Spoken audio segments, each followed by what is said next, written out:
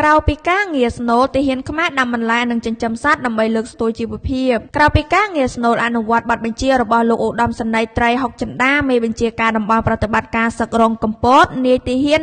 នរងពលទាហានបន្តយកចិត្តទុកដាក់អនុវត្តតាមគោលការណ៍5ខ្លឹមសារប្រឡងប្រណាំងក្នុងការលើកស្ទួយកម្រិតជីវភាពកងទ័ពការចិញ្ចឹមទ័ពនិងលើការងារកសាងអង្គភាពរឹងមាំលើគ្រប់វិស័យបណ្ដាសាខាប្រឡងប្រណាំងទីបញ្ជាការការិយាល័យផ្នែកនិងផ្នែកសឹករងទាំង9ក្រុងស្រុក2កងវ៉ាសនាតូចចំណុះតំបន់ប្រតិបត្តិការសឹករងកំពតបន្តយកចិត្តទុកដាក់អនុវត្តតាមគោលការណ៍5ខ្លឹមសារប្រឡងប្រណាំងនិងប័ណ្ណបញ្ជារបស់មេបញ្ជាការតំបន់ប្រតិបត្តិការសឹករងកំពតលើការងារកសាងអង្គភាពបង្កើនផលនិងចិញ្ចឹមសត្វដើម្បីលើកស្ទួយកម្រិតជីវភាពរស់នៅរបស់កងទ័ពបន្ថែមលើគោលរបបឲ្យកាន់តែល្អប្រសើរឡើងមួយកម្រិតថែមទៀតទោះក្នុងរដូវវស្សាមានភ្លៀងធ្លាក់ជាបន្តបន្ទាប់ធ្វើឲ្យមានផលប៉ះពាល់យ៉ាងណាក៏ដោយគ្រប់បណ្ដាសាខាប្រឡងប្រណាំងនៅតែស្រស័ក្តិស្រស្រាំយកចិត្តទុកដាក់លើការងារបង្កើនផលកសាងអង្គភាពលើគ្រប់វិស័យក្រោមការដឹកនាំចង្អុលបង្ហាញរបស់លោកឧត្តមសេនីយ៍ត្រីហុកចិន្តាមេបញ្ជាការនិងជាប្រធានកិត្តិយសក្រុមប្រឹក្សាចលនាប្រឡងប្រណាំងតំបន់ប្រតិបត្តិការសឹករងកំពតបានជំរុញលើកកម្ពស់ស្មារតីដល់នាយទា